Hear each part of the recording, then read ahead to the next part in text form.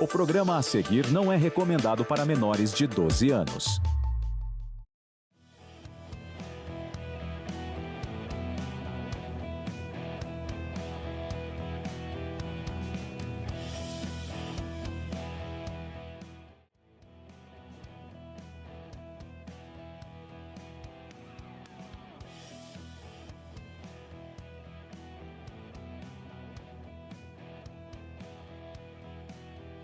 Olá, você está assistindo o Pancast, o podcast da Jovem Pan. Meu nome é Fernando Jesse, estou aqui apresentando mais essa novidade aqui da Jovem Pan, a rádio que virou TV, e comentando sobre vários assuntos, política, economia, empreendedorismo, esporte, e hoje nós temos um convidado especial.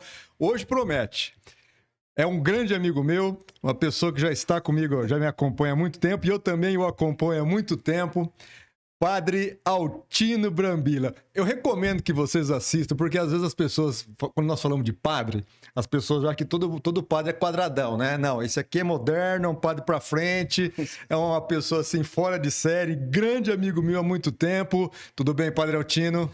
Bom dia, Fernando. Tudo bem? Graças a Deus. E agradeço o convite de ter vindo aqui para estar um momento conversando com vocês e que seja bastante formativo e informativo para todos. Essa é a ideia. O podcast da Jovem Pan foi construído justamente para levar uma informação de qualidade, ter uma conversa com as pessoas que representam, né, a nossa sociedade, que estão aí à frente das nossas decisões e também à frente das nossas igrejas, por que não? Então, as pessoas têm aquela visão, né? Os padres são meio caretão, meio chato, meio assim, meio lá. Não. Acho que cada um é na sua, né? Do seu jeito, da sua forma. O importante é nós termos aí a presença de Cristo na vida de todos nós. Mas existem alguns padres que são diferentes. E eu tenho o senhor como sendo aí um padre muito bacana. Então, não estaria aqui se não fosse também. Padre Altino, conta um pouquinho para nós da sua história. Quanto tempo o senhor é padre? Quando foi a sua formação?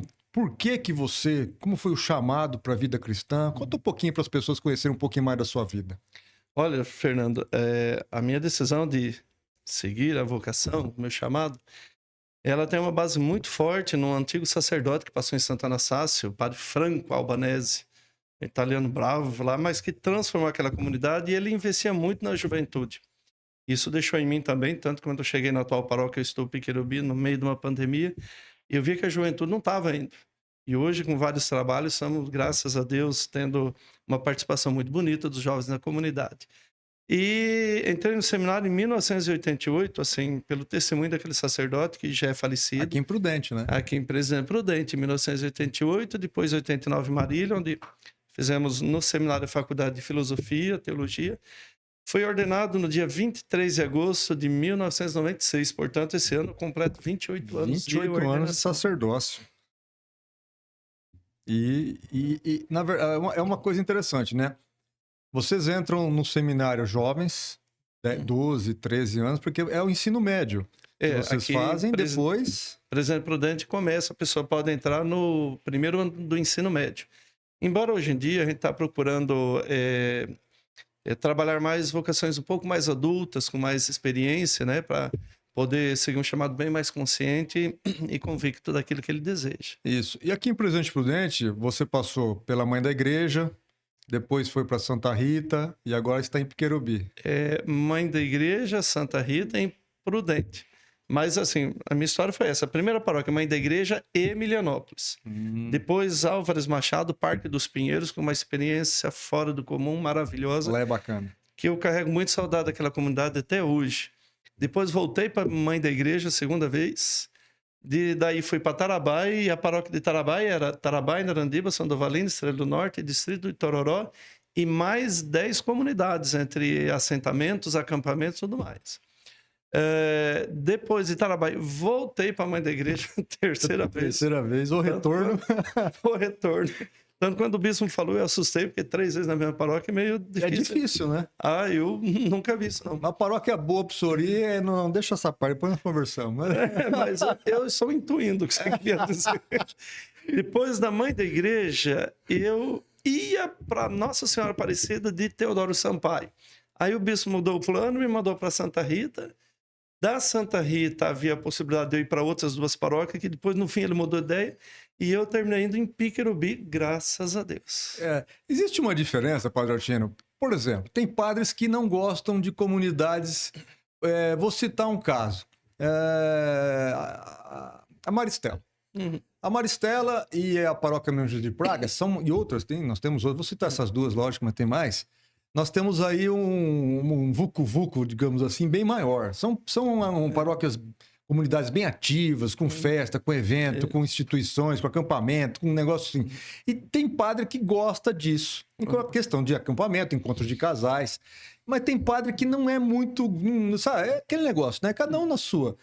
Mas tem uma diferença entre, por exemplo, estar numa paróquia dessa aqui em Presidente Prudente e uma outra, por exemplo, que acabou de citar aqui, como o Padre Tucci, que está lá em Primavera, ou você que está em Piquerubi. Qual que é a diferença nesse sentido? A diferença está em você ter tempo, habilidade para tanto trabalho. Você falou Maristela, por exemplo, Minas Gerais e Praga. É notório o trabalho intenso de acampamentos e de outros eventos ali. Que numa paróquia como Piquerubi não vai ter, vamos dizer, pelo tamanho da paróquia, pelo desenvolvimento, pela própria cultura local. Mas a diferença é que o padre tem que ter um carisma para trabalhar com tantas coisas. Por exemplo, eu estava na Santa Rita. Só lá nós tínhamos 42 movimentos pastorais, grupos, né, Silvano? Cheguei em Piquerubi, é claro que é muito menor.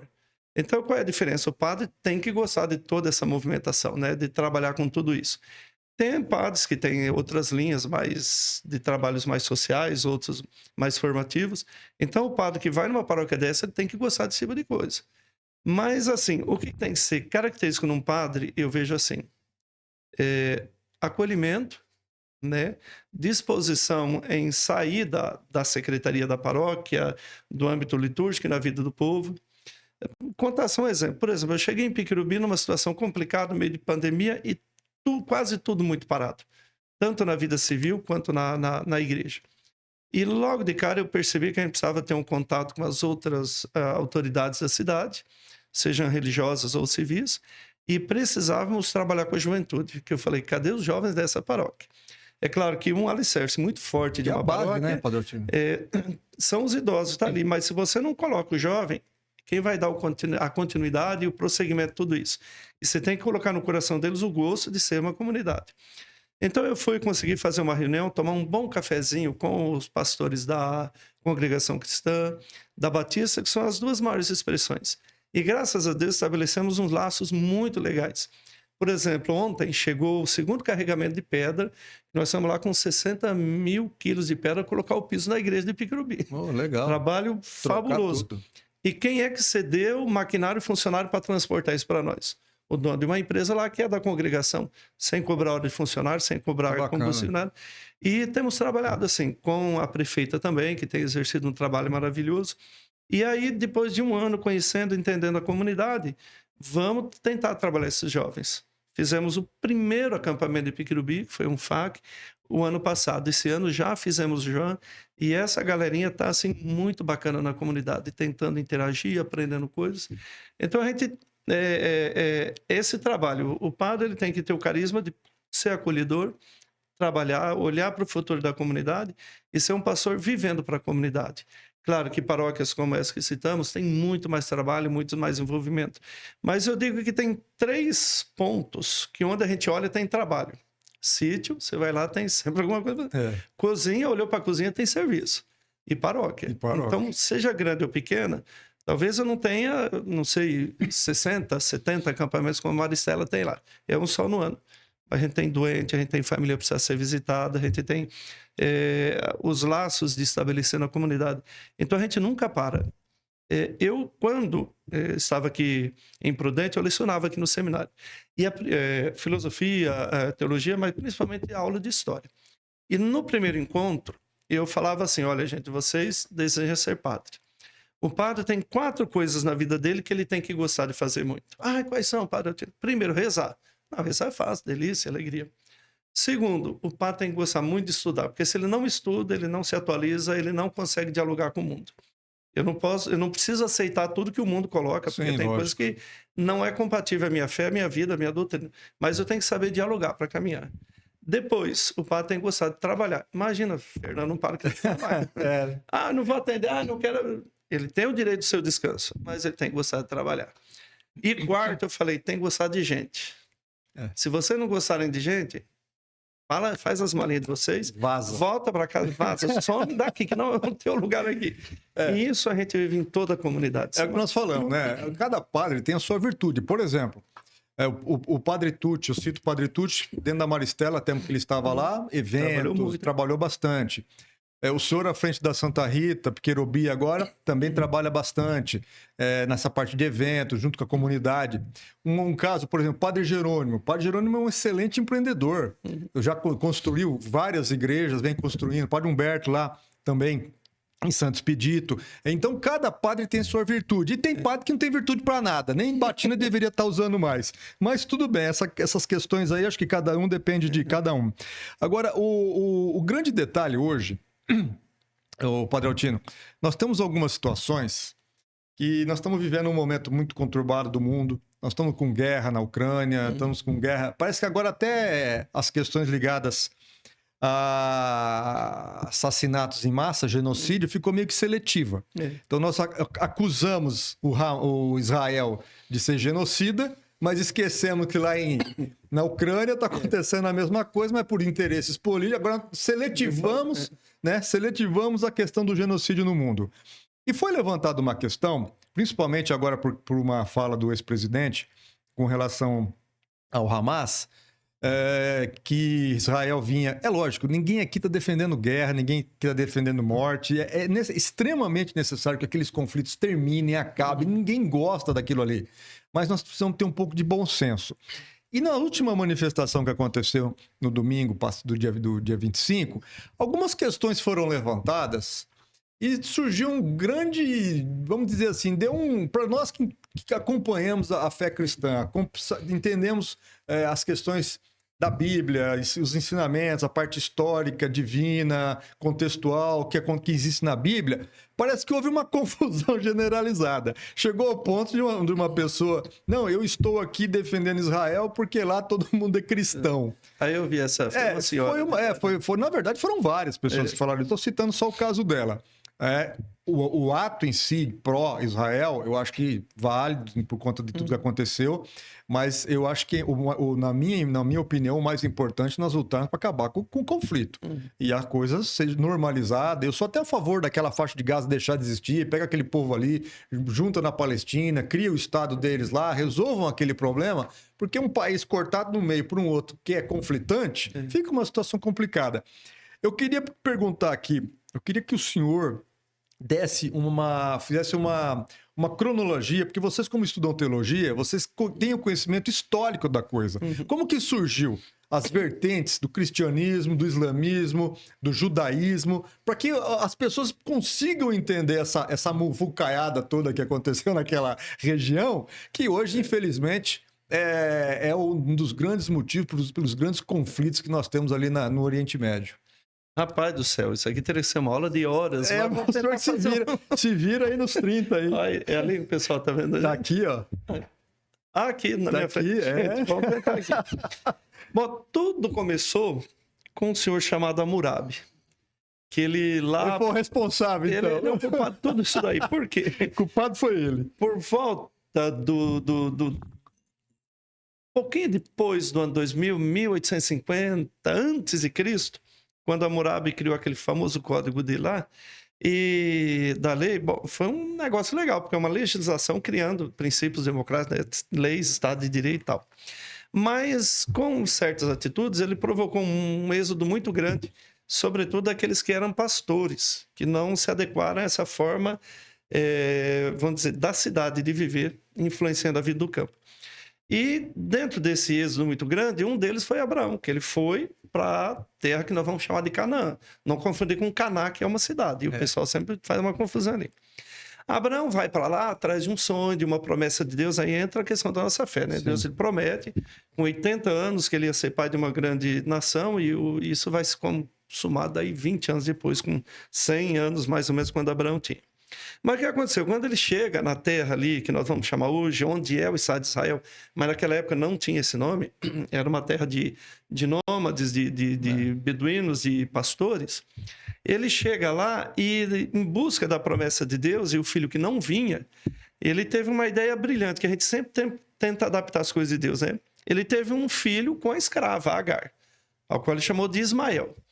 Só que você sabe, a mulher dele era mais velha, a escrava mais nova, e começou assim, tem um filhinho com o teu marido, você não tem coisas de mulher. Naquela época era permitido, inclusive. Era permitido, né? A Bíblia vai começar a entender isso daí e colocar. Tanto que você olha no Antigo Testamento, livro de Ruth, o cara se deitou com a mulher, cometeu prostituição e foi elogiado como um ato piedoso. Mas, assim, a normalidade, vamos dizer, da moral vai começar depois, né? Entender bem depois. E aí começam os conflitos e ele tem que mandar a escrava e o menino embora, mas era filho dele. E a Bíblia vai insistir que aí ele vai formar o povo dos ismaelitas e muitas vezes chamá-lo de os cananeus. Mas já começa uma rixa ali, né? Porque o Israel sempre se viu, ele não é o filho legítimo. E depois ele tem um filho com Sara, que ele vai chamar de Isaac, né? Exato. Aí tem o primeiro filho. Então começa o conflito ali, porque Ismael vai dar descendência que nós chamamos dos árabes hoje. Sim. E Isaac, Esaú, Jacó, os patriarcas, aí vai formar com o tempo o povo israelita. Bom, vão crescendo, nós vamos ter que adiantar essa história, vamos passar pela experiência da escravidão lá no Egito, da volta, da conquista da terra que já não era deles, tiveram que expulsar muita gente, então Israel sempre foi um povo envolvido em conflito. Praticamente, o único período que Israel viveu uma relativa paz, mas uma paz política que não dura muito, foi no reinado de Salomão, que terminou num desastre danado. Terminou quase que numa guerra civil, para não dizer que foi uma guerra civil, separação do Estado, formação em 2 blocos. É aí que nós vamos ter o termo judeu, que é os que moravam no sul, e israelitas que ficaram no norte, né? Até então não tinha cristão nenhum nessa jogada. Não tinha, é bom nós entendermos. Essa época da divisão ali... Não tinha cristianismo ainda. Nós vamos estar ali no ano 931 antes de Cristo. Passando o tempo, vai lá... há um conflito no calendário, porque quando São Gregório Magno estabeleceu esse atual calendário, não se tinha todo o conhecimento exato da ciência, da história e tal. Então, provavelmente, Cristo nasceu entre o ano 6, 7 e 6 antes da nossa era. Sim. Mas isso não vai mudar nada. Aí nasce Jesus Cristo. Nós temos cristãos agora e temos os judeus. E os muçulmanos? Vai demorar uns 7 séculos ainda. Isso. Porque esse povo todo, os árabes, eles seguiam muito a influência de doutrinas dos gregos, dos persas, Zoroastro, Mazdeísmo, aquela ideia de 2 deuses, o princípio do bem e do mal, né? Arimã e Ormudes, os 2 deuses conflitando, e a história é o resultado da briga dos dois. E aí, em 730, mais ou menos, com Maomé, ele deu uma organizada nessa baderna toda também. Ele casa com uma mulher muito rica, ele tem dinheiro, ele começa a difundir a doutrina dele, formar o islamismo, e aí que o problema está criado. Cristãos, seguidores de Jesus Cristo, os judeus, que são na realidade, a nossa base, a nossa origem, porque nossa fé descende dali, né? Através dos cumprimentos das promessas de Abraão, numa grande descendência, que entendemos, somos todos aqueles que acreditam. Já tínhamos ali, então, agora com Cristo, os cristãos pela pregação apostólica, a igreja nasce ali, e depois, no século VIII, vamos ter os muçulmanos. Bom, no ano, voltando um pouquinho, 70 depois de Cristo, Roma, que dominava toda aquela região ali, entra numa guerra contra os judeus, porque os judeus sempre tiveram rebelião contra os poderes que dominavam. E na época de Cristo nós temos ali o Barrabás. Barrabás, ele tentou organizar um grupo e enfrentar os romanos, mas acabou sendo preso, libertado por Jesus, e parece-me que logo em seguida ele foi morto também.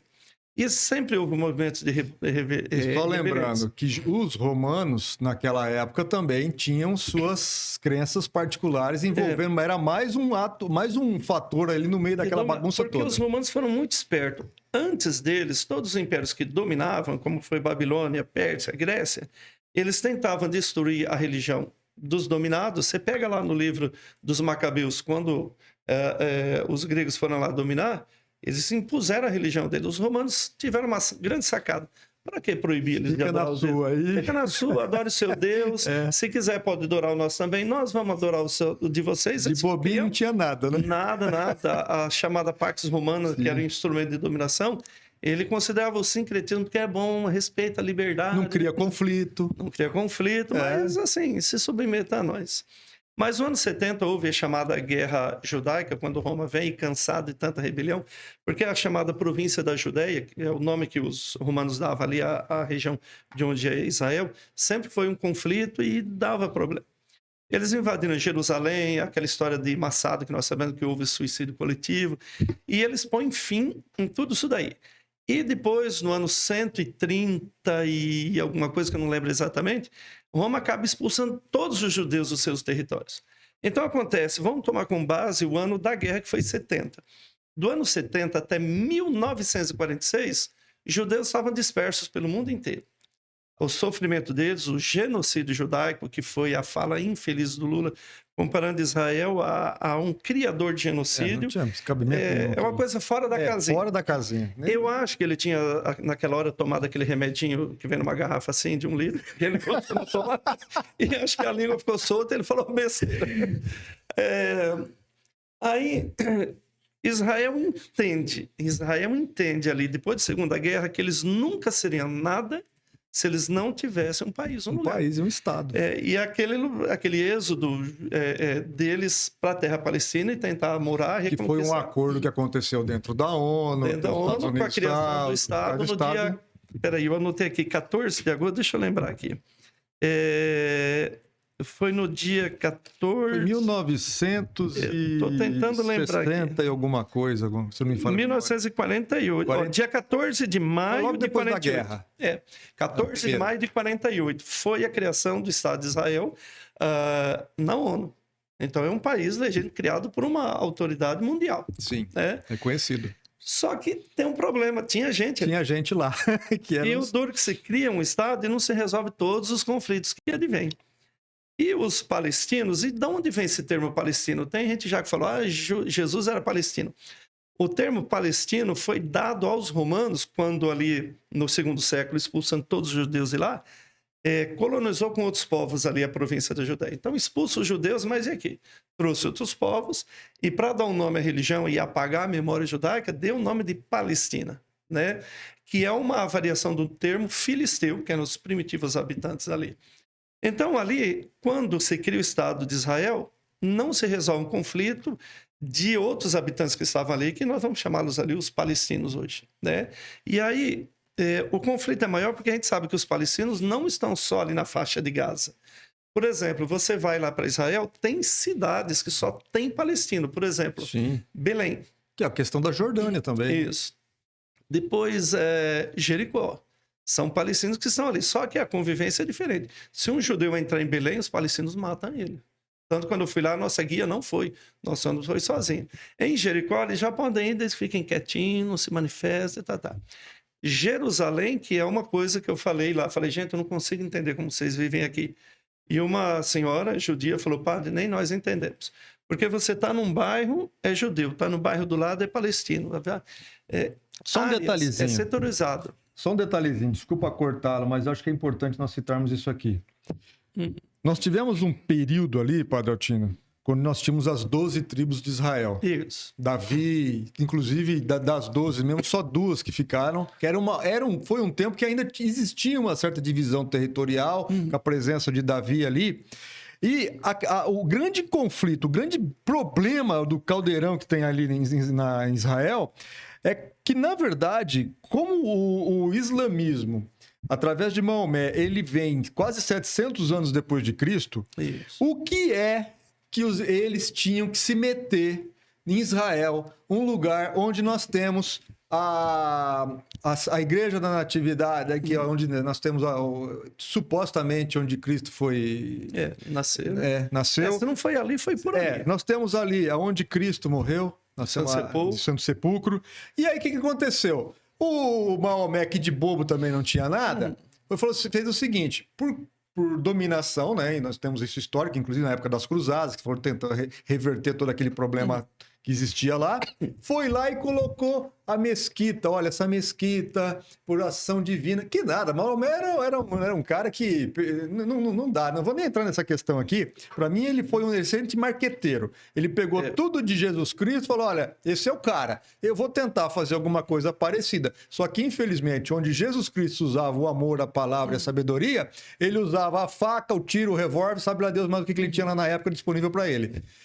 Isso aí também gerou um problema bem grande, né, Padre Ortino? Porque, veja, há uma diferença. Uma vez eu publiquei no Facebook uma questão de ataques, terrorismo de palestinos, e na época das cruzadas, voltando o tempo, né, século XII, XIII, por aí, de quanto eles mataram. E um cara lá no Egito viu minha publicação e falou: os cristãos também mataram. Mas há uma diferença muito grande entre o nosso livro de fé, a Sagrada Escritura, e o livro de fé deles.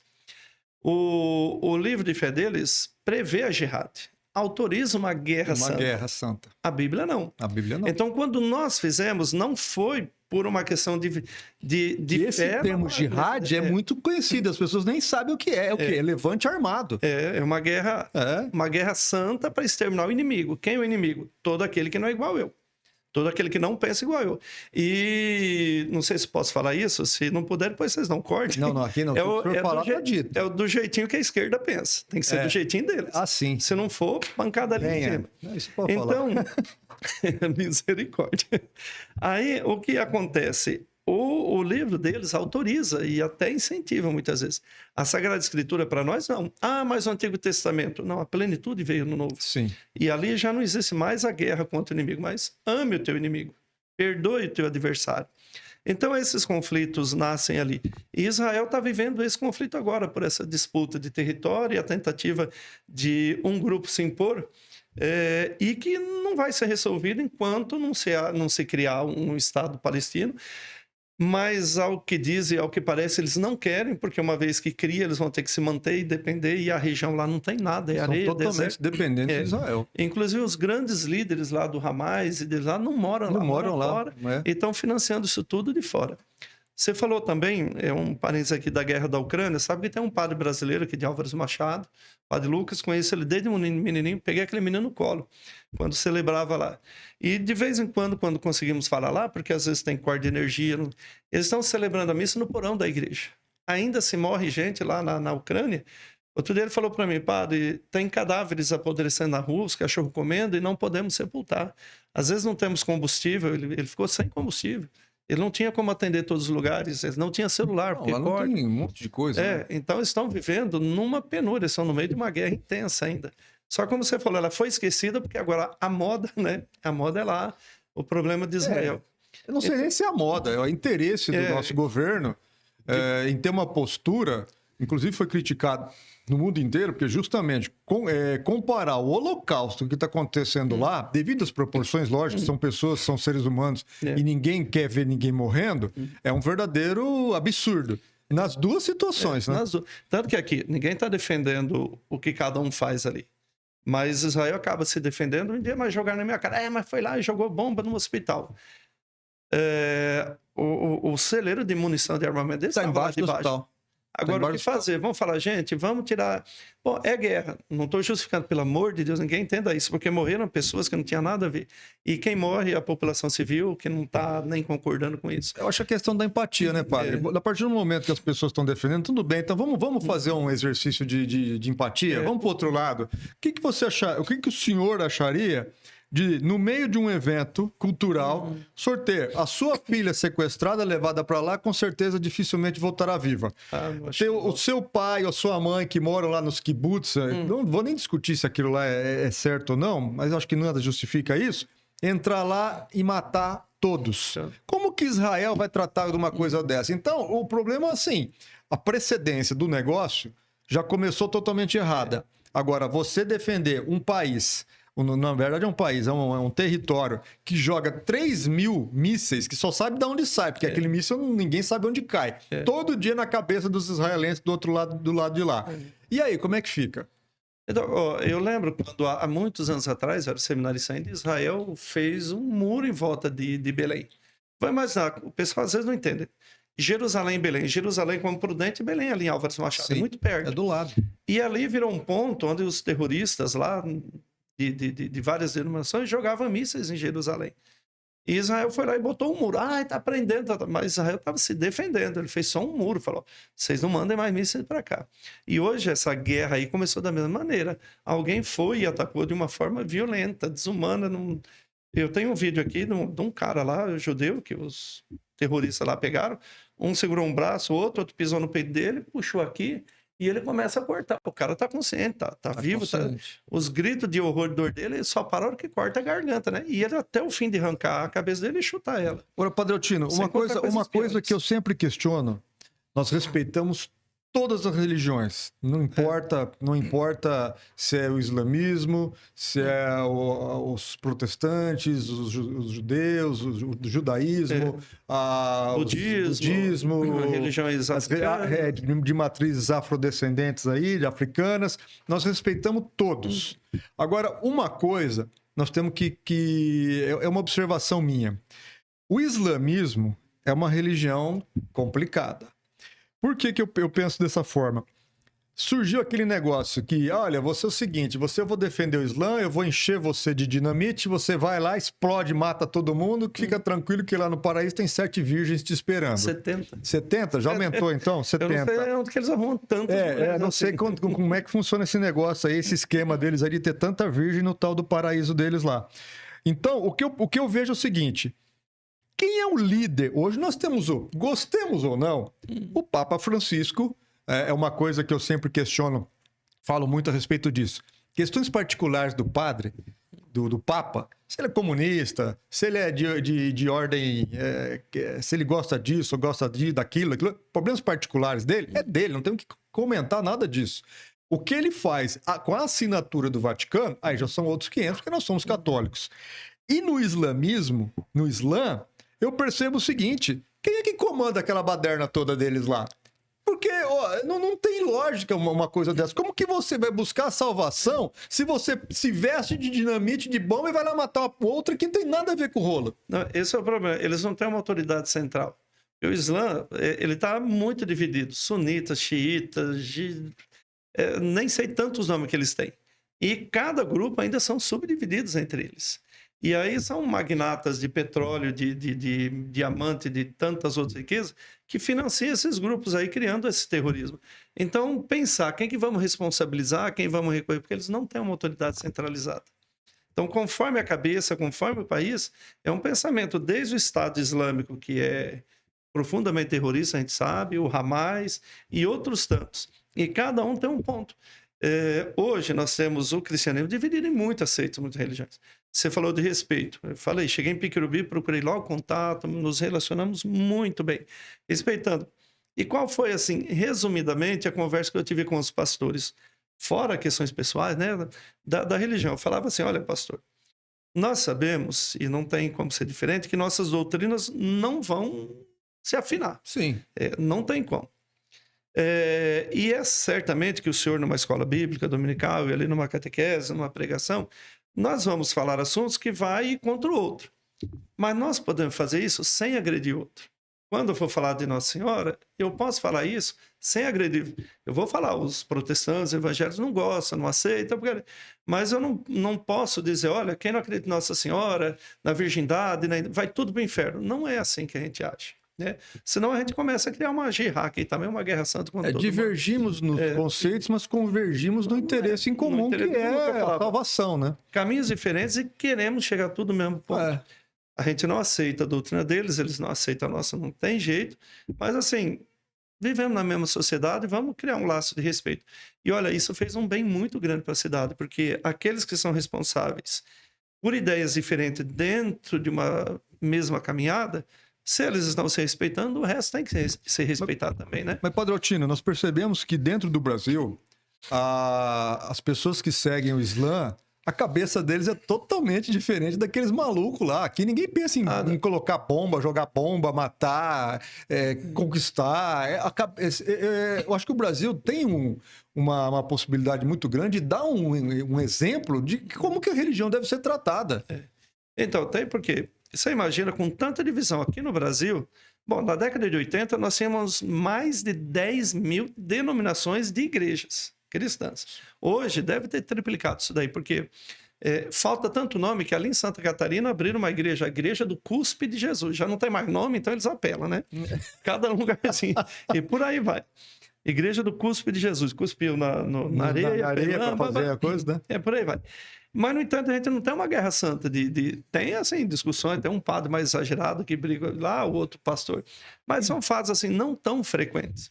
Agora, imagina lá, eles se matam. Eles matam os outros, se matam entre eles também. Se matam entre si. Agora, eu falei, eu não vejo uma solução porque não tem um pensamento centralizado. É verdade. Não existe uma convergência do bem comum para resolver o problema. Então, por quê? Justamente porque até a própria conversação é difícil, porque são pessoas que pensam de uma forma muito radical dos dois lados também. Exatamente. Agora, o mundo tem a obrigação de resolver isso. Vamos ver se a ONU consegue resolver essa celeuma toda, porque não dá para nós ficarmos lá com crianças morrendo, mães morrendo, passando fome.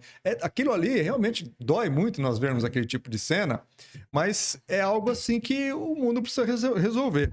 Padre Altino, então acho que deu para explicar um pouquinho como é que essa bagunça toda surgiu, né? Ou deu para explicar, ou bagunçou mais ainda. É legal. Tá bom. Ó, para quem não sabe, aqui quem nos segue aqui no Pancast, pode fazer a sua... Segue aí, nos siga no YouTube. Clique aí nos botõezinhos que existem de inscreva-se no canal, siga, curta, compartilhe, para que nós possamos trazer cada vez mais conteúdos e entrevistas bacanas como essa aqui com o Padre Altino, vamos falar um pouquinho de cristandade, de amor, algumas coisas que eu acho que é importante nós deixarmos alguma coisa assim. Mas antes, vamos conversar sobre um negócio aqui.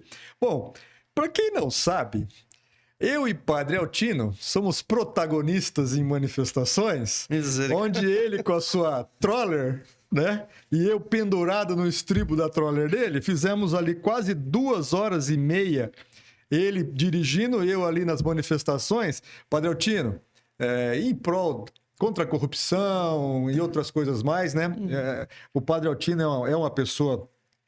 digamos assim, não vou dizer que ele é um ativista, tá? Mas ele é um padre que se identifica muito com os conceitos da direita. Eu, por ser muito amigo meu, eu aproveitava a troller, ele ia com a trollerzinha dele lá, que inclusive já trocou, né? Já é outra. Okay. Já é outra. Depois vamos chegar por que da troller, tá?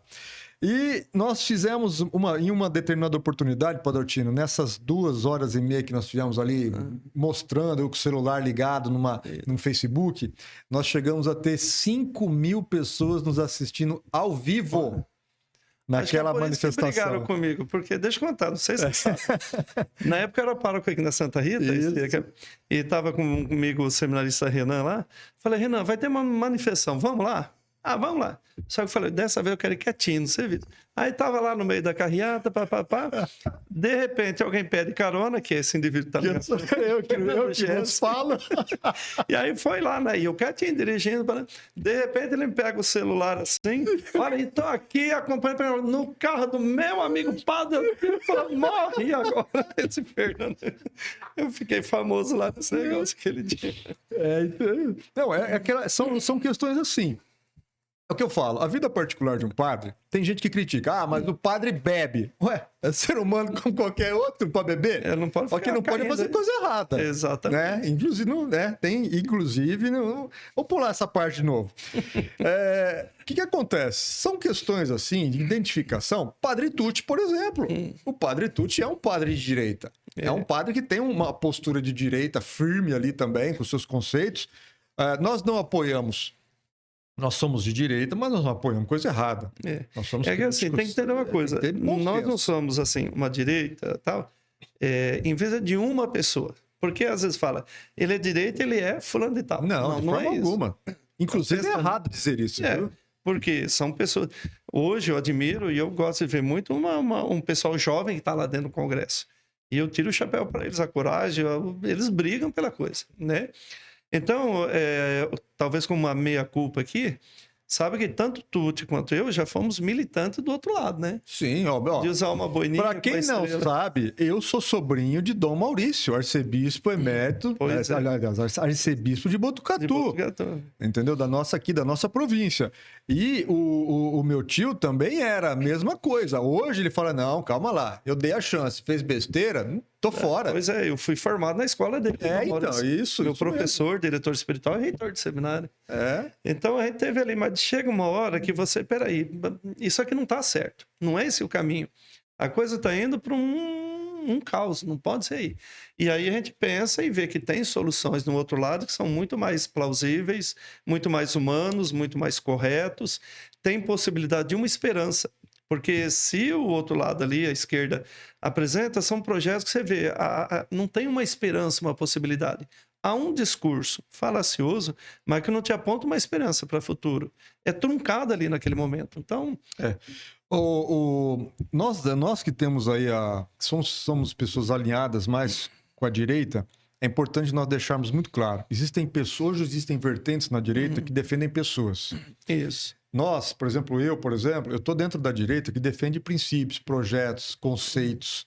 E ou você segue isso ao pé da letra, senão nós começaremos a virar uma seita como o outro lado virou. Focado em uma única pessoa e esquece do resto. E isso aí é muito prejudicial ao Brasil. Eu sou totalmente favorável à pluralidade de ideias, de conceitos, de pensamento. Eu acho que dentro das divergências surgem grandes ideias e grandes soluções. Essa conversa toda é muito importante. Então, e aquele dia foi interessante, Padre Altino. Chegar a 5 mil pessoas ao vivo assistindo aquela live nossa, foi assim um negócio de louco. Agora, uma outra questão que eu vou abordar aqui. A questão da bandeira do Brasil. Existem algumas pessoas que também, da mesma forma errada, por exemplo, agora não porque ela estragou, mas em cima da minha casa eu tenho a bandeira do Brasil. Nos logotipos das camisetas de trabalho, nós temos uma bandeira do Brasil. Em cima da minha mesa tem uma bandeira do Brasil. Isso não é de agora. Eu sempre tive bandeira do Brasil, primeiro porque é uma bandeira, eu acredito que seja uma das mais bonitas do Mais mundo. bonito do mundo, Tem exatamente. toda uma construção muito bacana por trás dela. A questão das cores não é aquilo que fala, é até bom Exatamente. estudar um pouquinho, porque não é bem aquilo lá não, mas é Tem nada a bacana. ver. Mas é assim, eu acho que a nação como um todo tem a obrigação de amar e se identificar com os seus símbolos, né? Seus símbolos principais, que é a nossa bandeira, nosso hino, né? A questões ligadas ao território. E isso perdeu-se ao longo do tempo, onde nós vimos manifestações de pessoas irresponsáveis queimando. Quando a pessoa queima uma bandeira do seu país, ele não merece nem estar no seu país. Vai embora! Eu cresci desde os primeiros anos da escola. A gente celebrava a Semana da Pátria, cantava música, usava, lembra aquela fitinha verde e fitinha verde e amarela. Fazia lacinho aqui, a professora ensinava as coisas. Longe de ideologias puramente dentro da época do regime militar acontecia isso, mas a professora nunca falava isso do presidente da República, o governo militar, é ditadura, não é ditadura. Formava gente para amar o nosso país.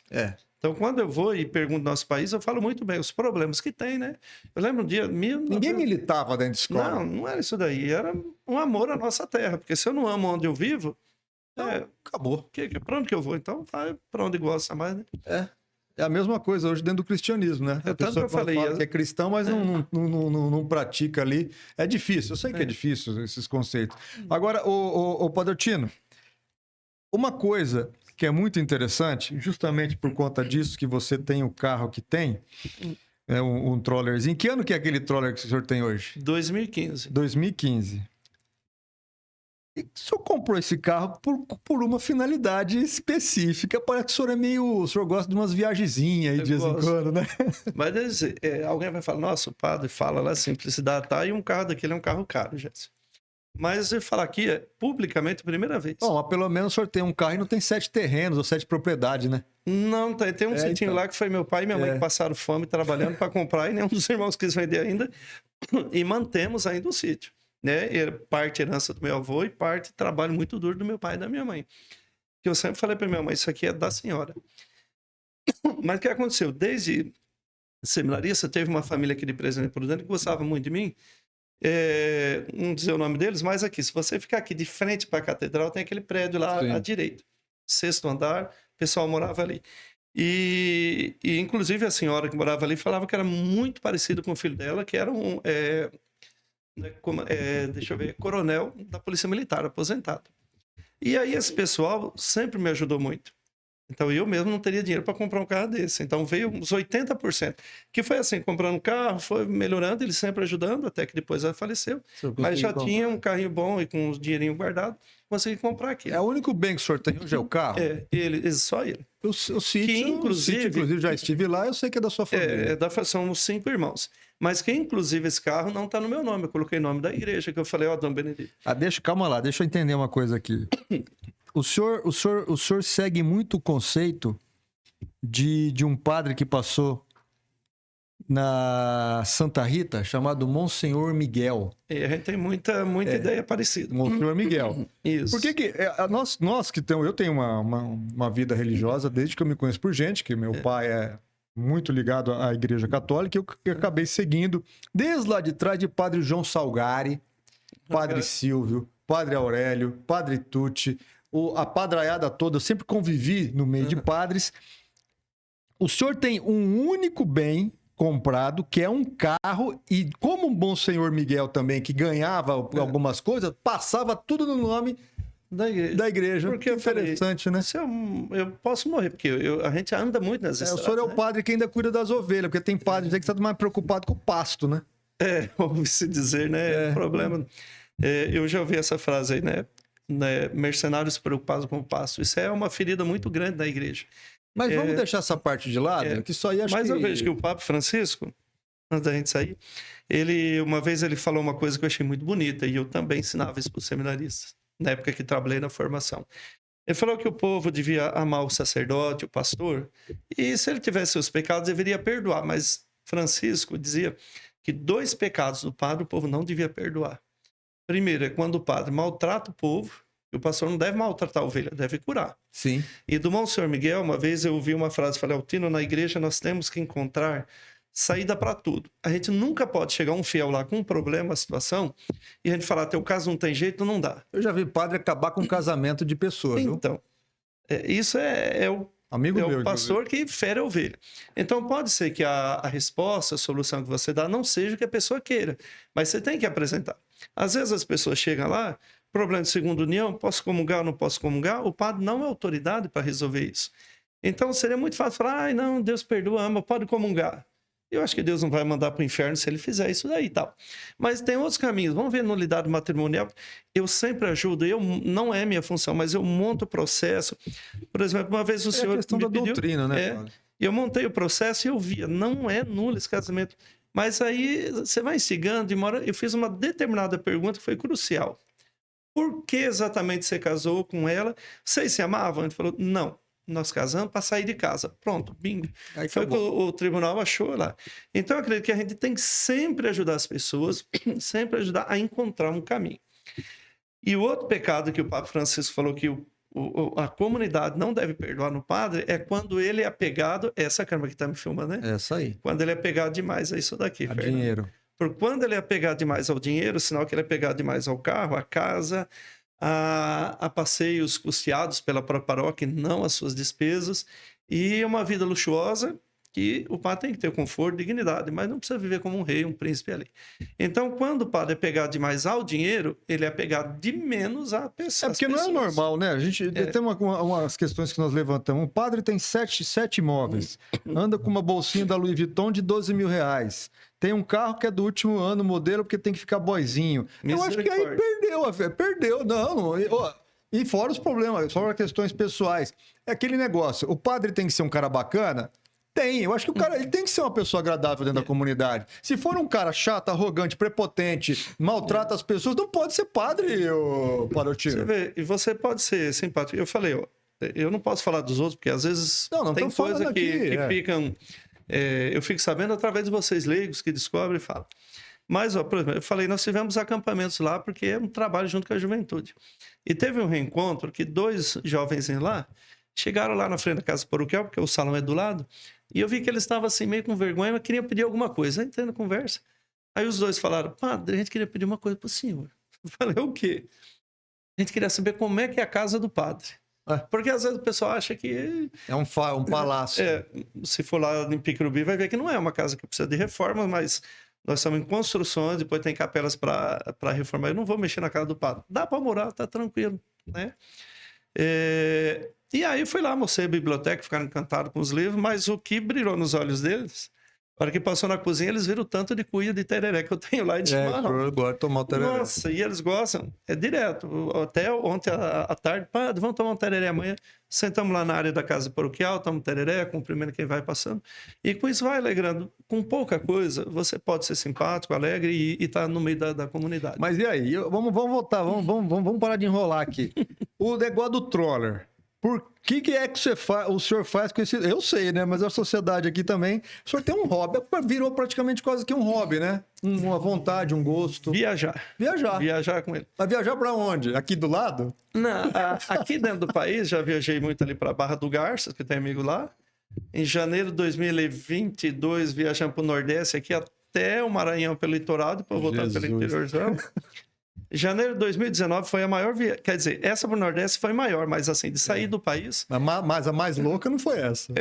Nós fomos para o Peru de carro. Foz do Iguaçu, Pampas Argentinos, Cordilheira, Salares, entramos no deserto do Atacama, no Chile, Vale de Geysers, Montanha. O senhor rezou missa lá, inclusive. Sim, eu celebrei missa de la Epifania em Chile.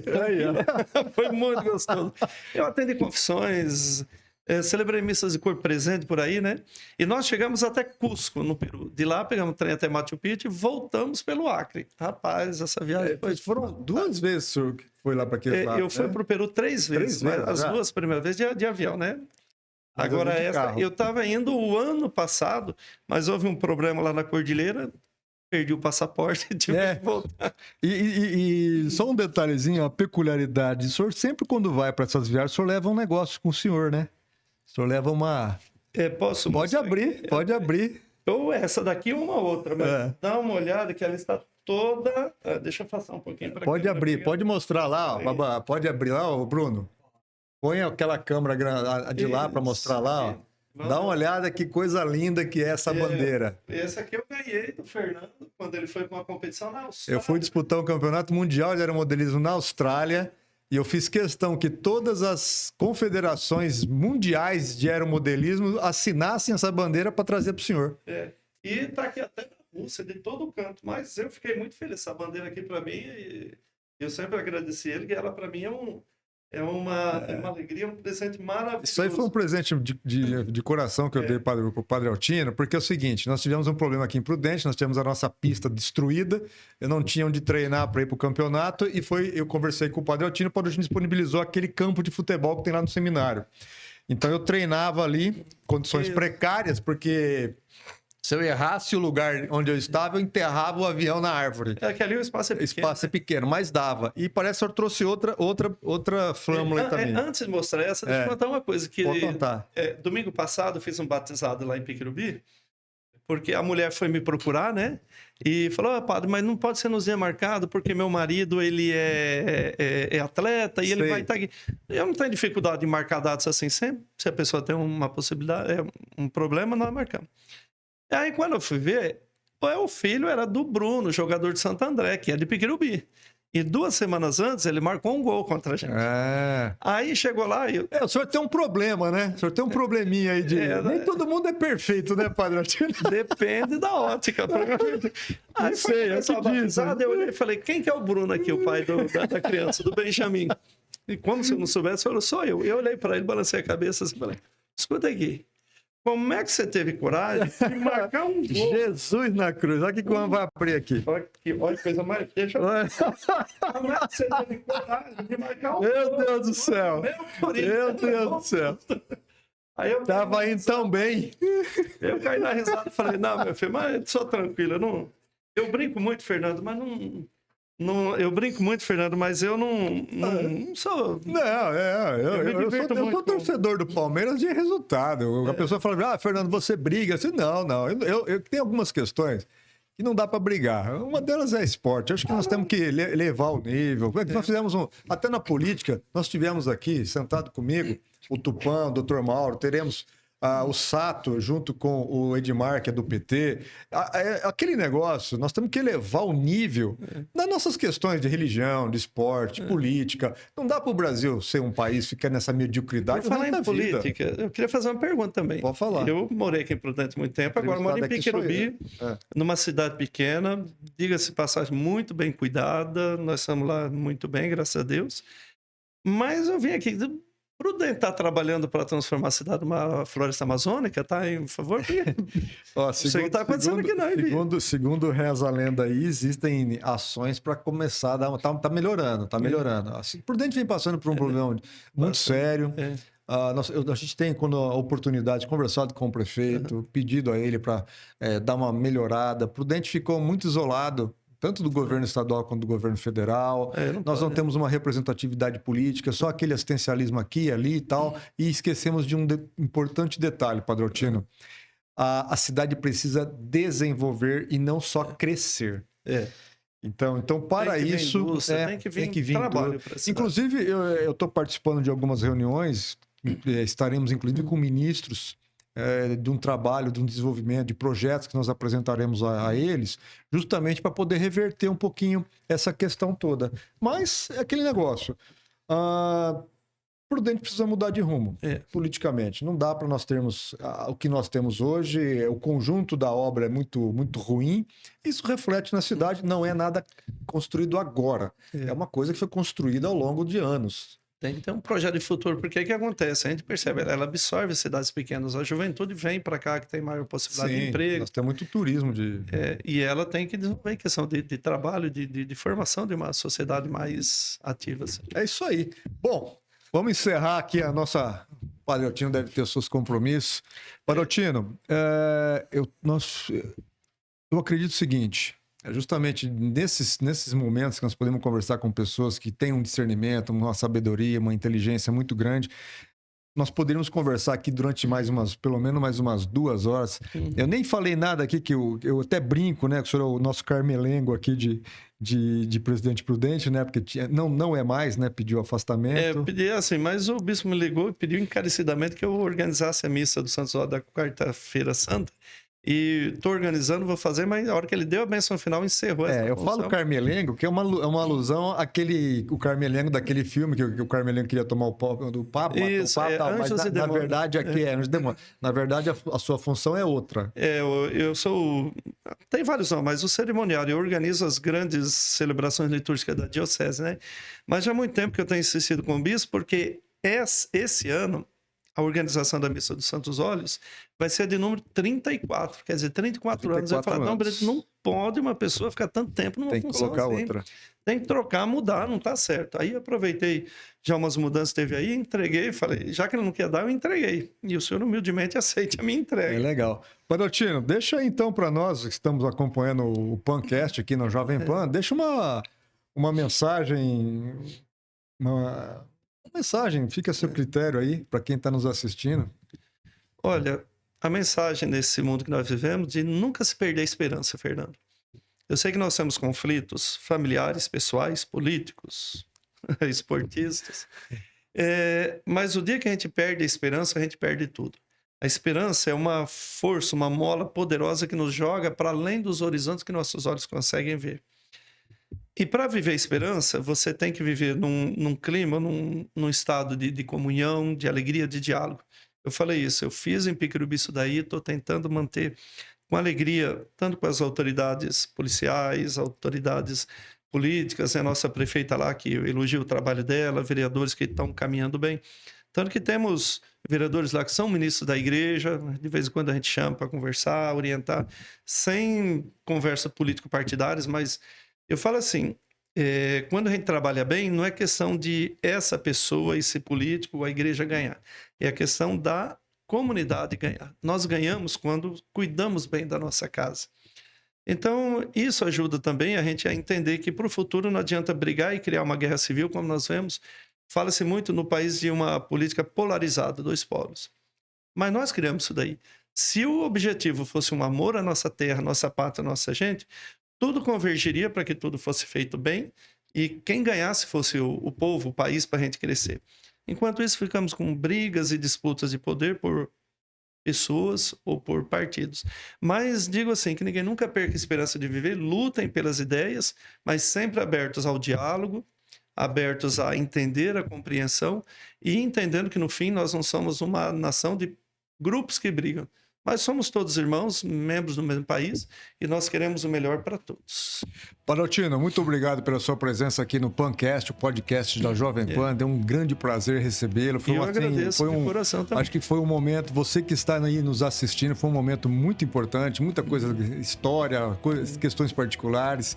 E você que está aí, curta, comente, compartilhe, assine o sininho das notificações e nos acompanhe aqui no Pancast, o podcast da Jovem Pan.